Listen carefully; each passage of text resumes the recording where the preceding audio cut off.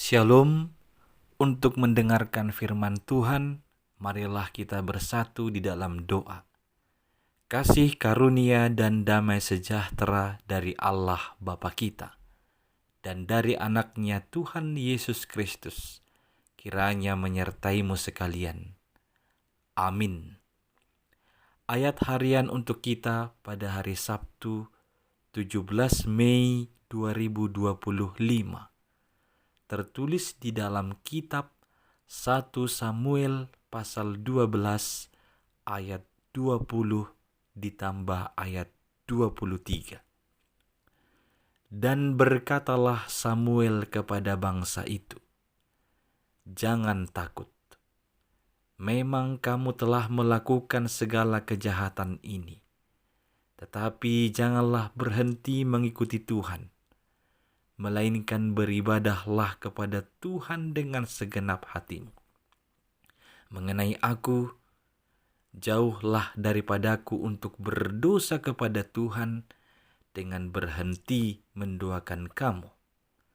Aku akan mengajarkan kepadamu jalan yang baik dan lurus." Jemaat yang dikasihi oleh Tuhan Yesus Kristus, ada sebagian orang merasa karena dia terlalu banyak dosanya dan kejahatannya, sehingga menganggap bahwa dia tidak pantas atau tidak layak untuk datang beribadah kepada Tuhan. Dan menurut saya itu menjadi alasan juga bagi dia untuk tetap tidak datang beribadah kepada Tuhan.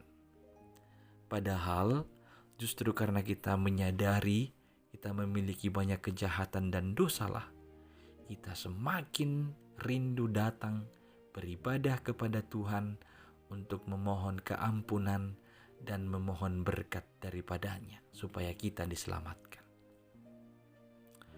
Itu yang disampaikan oleh Samuel kepada bangsa Israel. Kita tahu Samuel, dia adalah hamba Tuhan yang setia.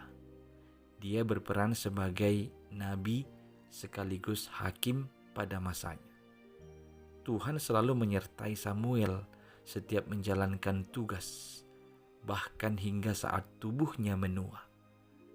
Pada nas ini Samuel berkata kepada bangsa Israel untuk meyakinkan mereka bahwa Tuhan tidak ingin melihat kejahatan menguasai mereka, dan lantas tidak ingin melihat umat itu atau bangsa itu semakin menjauh kepada Tuhan karena segala kejahatan yang telah mereka lakukan.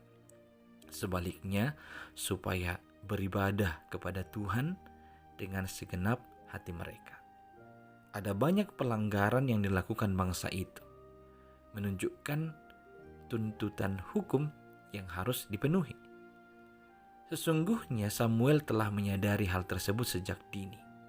Akan tetapi, dia tetap yakin pada kasih Tuhan Allah melalui pengampunan atas dosa bangsa Israel. Secara tidak langsung, Samuel digambarkan hendak pamit dari orang-orang Israel. Dia tidak pergi begitu saja.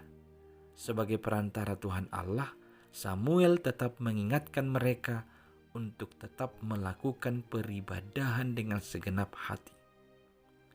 Begitu juga seruan ini berlaku kepada semua orang berdosa, karena dengan tekun beribadah, maka Tuhan akan memberi kesadaran akan dosa dan pelanggaran yang telah mereka lakukan. Orang yang semula berdosa dilatih untuk meninggalkan dosa dan beralih kepada kehidupan yang dituntun oleh Tuhan.